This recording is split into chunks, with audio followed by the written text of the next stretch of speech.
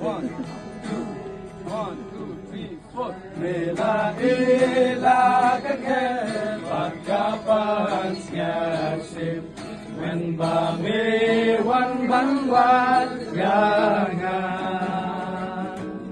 Akash nong Bethlehem mela dia hasem.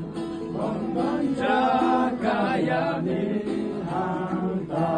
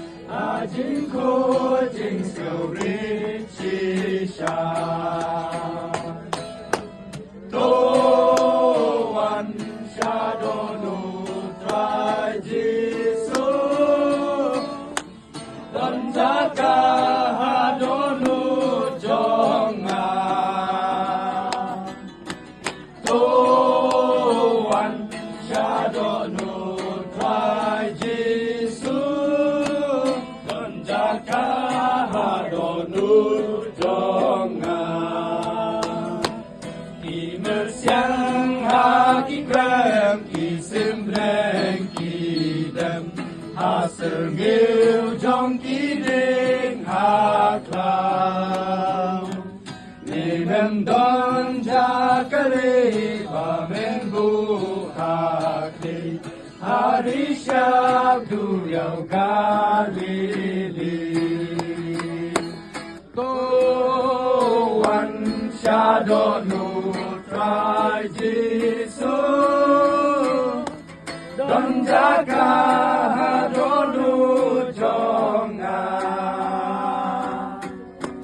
Tuan syadonu trai Jisu Don jaga donu jonga Nilawan atrai la jikimban ai Ban siêu spayu nom pok bapli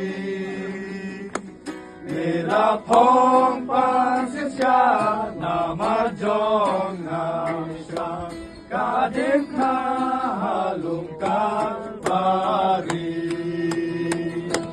Tuan syadonu trai Jisu Modeng